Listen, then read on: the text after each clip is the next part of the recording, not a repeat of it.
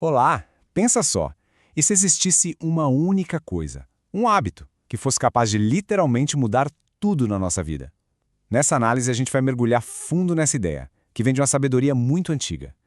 Parece simples demais para ser verdade, né? Mas o poder de transformação disso é impressionante. Vamos descobrir o que é? Sabe aquela pergunta que, no fundo, a gente sempre se faz? Por que tem gente que parece ter uma conexão espiritual forte que avança, enquanto outras pessoas parecem patinar, sempre lutando no mesmo lugar, não importa o quanto tentem? A fonte que a gente vai analisar hoje dá uma resposta surpreendentemente direta para isso. E para encontrar essa resposta, a gente precisa voltar no tempo. Vamos dar uma espiada num momento muito específico com as pessoas que viram o impossível acontecer na frente delas. A gente vai descobrir qual foi o único segredo que eles sentiram que precisavam de verdade aprender. Gente, para e pensa no que esses 12 caras viram com os próprios olhos. Coisas que desafiam a lógica. Gente andando sobre a água, mortos voltando à vida, a natureza sendo controlada como se fosse mágica. Eles não ouviram falar, eles estavam lá, na primeira fila, vendo o poder divino na sua forma mais pura. E aí, depois de testemunhar tudo isso, quando eles finalmente têm a chance de pedir qualquer coisa, qualquer segredo, o pedido é um só: ensina a gente a orar. Pensa no contraste absurdo. Eles podiam ter pedido para aprender a fazer milagres, certo? Mas não. E aqui está a grande sacada. A ficha que caiu para eles. Os discípulos entenderam uma coisa fundamental. Os milagres, o poder todo, isso não era o objetivo. Era a consequência. A oração não era um item na lista de coisas a fazer. Era a fonte de onde tudo vinha. Eles não queriam o aplicativo. Eles queriam o código-fonte. Tá, muito bonito na teoria, mas e na prática? Funciona mesmo? A análise que a gente fez mostra exemplos históricos bem claros onde a oração mudou o resultado de situações impossíveis. Vamos ver alguns casos. O primeiro exemplo é bem pesado. Vem da história do rei Davi. Um cara que, apesar de ser considerado alinhado com Deus, cometeu um erro terrível, um crime mesmo. Mas quando foi confrontado, a reação dele foi o que mudou tudo. Ele não tentou se justificar, ele se jogou na oração. E não foi uma oração qualquer, foi um pedido de perdão, vindo de um arrependimento genuíno. E foi isso, essa oração, que conseguiu restaurar o que parecia completamente perdido. Agora vamos para uma outra história, a de Ana. Ela vivia uma dor muito pessoal, uma situação que, humanamente falando, não tinha solução. E ano após ano, ela continuava ali, pedindo, sem desistir. A persistência dela, sabe? Essa teimosia em continuar orando acabou gerando um milagre que parecia impossível. A oração quebrou as barreiras do que ela e todo mundo achava que era o destino dela.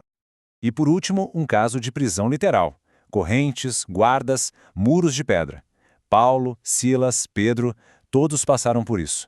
E numa situação dessas de desespero total, a resposta deles não foi pânico, foi orar. O resultado? Direto e reto. As correntes se soltaram, as portas da prisão se abriram. A oração se provou uma força capaz de quebrar até as barreiras mais físicas e concretas que existem. Ok, acho que já deu para entender o porquê da oração ser tão poderosa. Mas agora vem a pergunta de $1 milhão. E o como? Como se faz isso de um jeito que funciona? A análise nos dá alguns princípios bem práticos. Primeiro de tudo, uma distinção que é crucial. Remorso é se preocupar com a própria imagem. Que droga, me pegaram, o que vão pensar de mim? Já o arrependimento, como o de Davi, não está nem aí para isso. O foco é um só. Eu preciso consertar a minha conexão com Deus. A intenção por trás da oração muda completamente o jogo. Segundo, orar não é só fazer uma lista de supermercado de pedidos. É uma conversa completa. Tem 3 pilares. Claro, tem as súplicas, que é quando a gente apresenta o que a gente precisa. Depois, as intercessões, que é quando a gente sai um pouco do nosso próprio mundo e ora pelos outros. E por fim, o pilar que muita gente esquece, agradecer. A gratidão muda a nossa perspectiva sobre tudo. E a atitude? A atitude é tudo. A postura que funciona é a de total humildade. Não é se sentir um lixo, não é isso. É largar o ego, largar a ilusão de que a gente controla alguma coisa, é chegar com o coração aberto, vulnerável, reconhecendo a própria dependência. É essa postura que, segundo a fonte, Deus responde. Certo. Então qual é o resultado de tudo isso? O que acontece na vida real quando a oração vira a base de tudo? A transformação é profunda e, mais importante, é prática. Olha só os benefícios. E não é só sobre se sentir bem. São resultados que a gente pode ver. É ter mais clareza para tomar decisões. É ter uma proteção contra perigos que a gente nem sabia que existiam. É ver gente que não nos faz bem se afastando naturalmente. É ver portas se abrindo onde só tinha parede. Os milagres deixam de ser uma coisa rara para se tornarem uma realidade possível.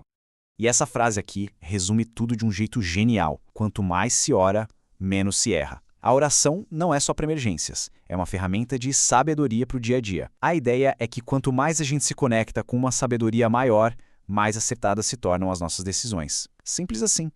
No fim das contas, tudo que a gente conversou aqui é resumido nesta afirmação.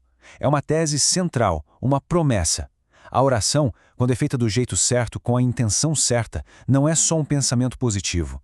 Ela é uma força poderosa e eficaz. Ela funciona. E a gente termina com essa reflexão. A oração aqui é apresentada não como um ritual chato, mas como a chave mestra, o tal do código-fonte que pode reescrever a nossa realidade.